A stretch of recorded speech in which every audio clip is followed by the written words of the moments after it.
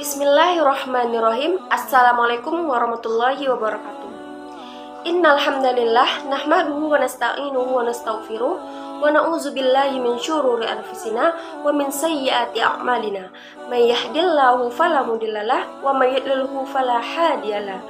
Asyhadu an la ilaha illallah wa asyhadu anna Muhammadan 'abduhu wa rasuluh la nabiyya ba'da amma ba'du. Puji dan syukur marilah kita ucapkan kepada Allah Subhanahu wa Ta'ala yang telah memberikan kepada kita nikmat berupa kesehatan sehingga kita dapat melakukan aktivitas seperti biasanya pada hari ini.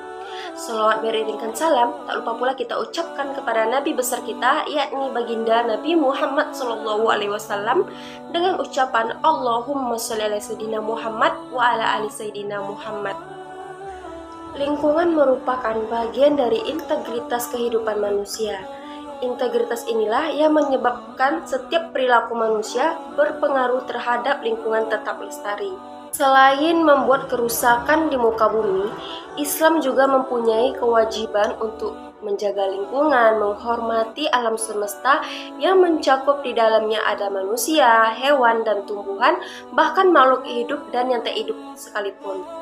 Mungkin di antara kita pernah bertanya, kenapa sih kita menanam tumbuh-tumbuhan dan pepohonan dan merawatnya? Apakah ini tidak mengeluarkan biaya yang tidak sedikit hanya untuk merawat dan menanamnya saja?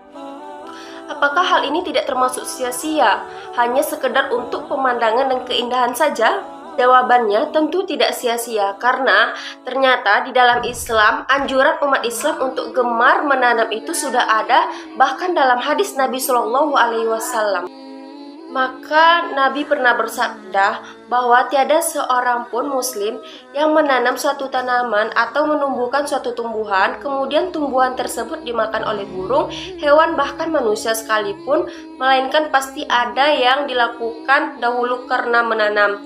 Nah, hal ini berupa sedekah bagi dia. Nah, dari hadis di atas dapat kita pahami bahwa sangat luar biasa menanam dan merawat tumbuhan yang kita tanam. Tidak hanya untuk sekedar keindahan, pemandangan yang asri, kemudian orang senang memandangnya.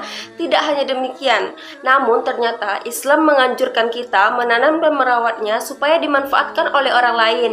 Bahkan apabila yang memanfaatkannya itu adalah makhluk Allah Subhanahu wa Ta'ala seperti manusia atau burung-burung yang lainnya, maka yang menanam mendapat pahala sedekah dari Allah Subhanahu wa Ta'ala. Nah, kenapa mendapatkan pahala dari hal ini?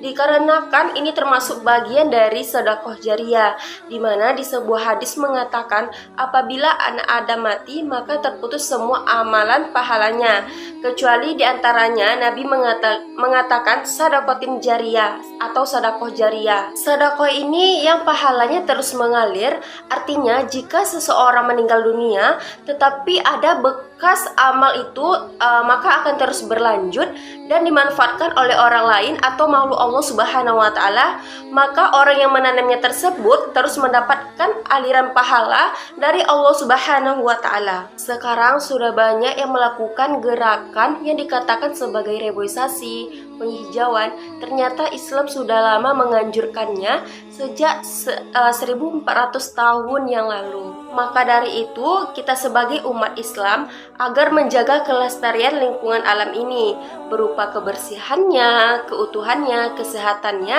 mari bersama-sama bergandengan tangan, satu sikap selamatkan lingkungan tanah air kita ini. Insya Allah itu merupakan ibadah. Allah akan memberikan barokah kepada kita semua. Subhanakallahumma wa bihamdik, asyhadu an la ilaha illa anta, astaghfiruka wa atubu ilaik. Wassalamualaikum warahmatullahi wabarakatuh.